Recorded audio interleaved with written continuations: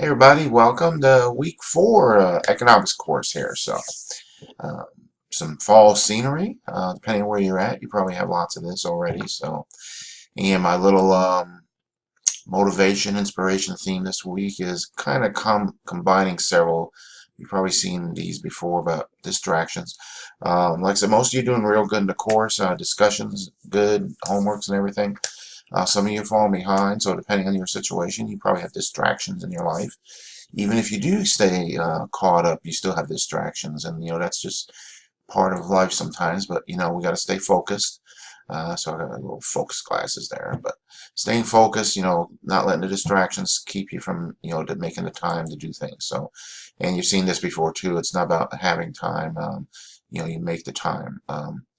We all have, X number of hours in the day.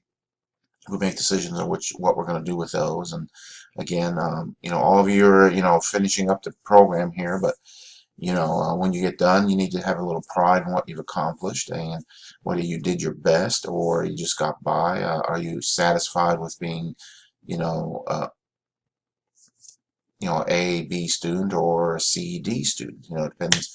That's part of staying focused and being motivated and finishing something you started. So there you go. A little bit. Just stay focused and don't let those distractions get you. Course itself, like I say, so far so good. Upcoming week here, there's 2 chapters. Chapter 9, basic tools of finance. So there's a lot, and you've probably already found out, economics is its own world, its own jargon, terminology. There's lots of things in there. And finance, there's things like present value, future value of money, how finance works, and all these different things.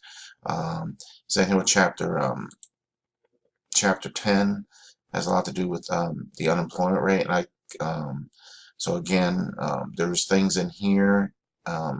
It's interesting how it works. It's interesting how politicians can put spins on stuff too. I think I mentioned last week about, on one hand, there was a thing about, oh look, this was the lowest amount of jobs we've had created in years. But on the flip side, the unemployment's the lowest it's been in years. And so therefore, if the unemployment's low, there's going to be lower jobs, created. So so it depends on how you spin things and look at things.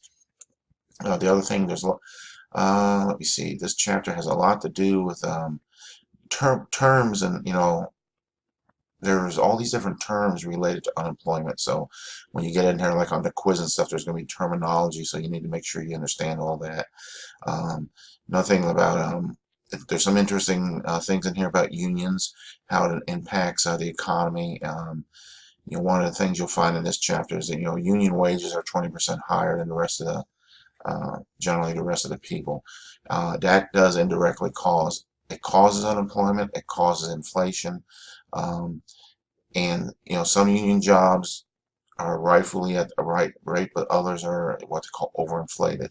I remember here in St. Louis a few years back, they closed the Chrysler plant, and which was a bad thing. But one of the things that caught my attention was they were doing some interviews with the workers there, and several of them said kind of the same thing: as, how am I going to find another job that pays me $70,000 a year?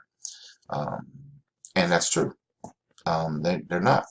Um, was that $70,000 job overinflated? Probably. That $70,000 year is probably a $40,000 a year job, depending.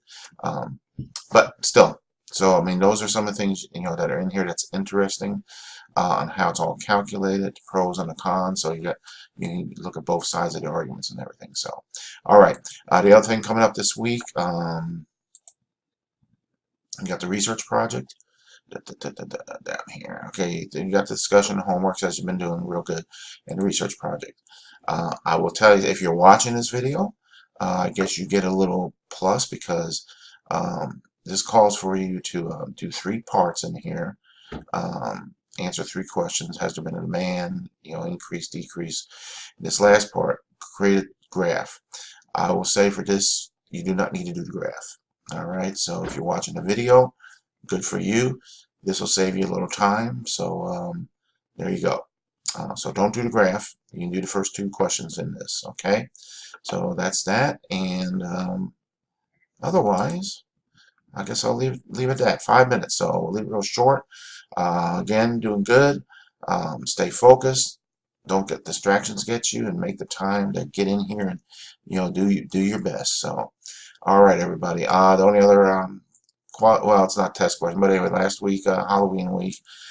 Here's a pic of the Nana with the boys before they went out in their trick-or-treating stuff. Whoops, get back up there. That's all right. All right, so there they are. And then, what was the other one? Oh yeah, here's the boys just making a mess of my office here. So, um, I don't know, maybe you can tell me what this is or something right here. So there you go. Anyway, all right, so I'll let you go. Have a great week. If you've got any questions, as always, get in touch. Some of you been in touch. Stay focused, no distractions, make some time, and do your best. That's it, everybody. Take care.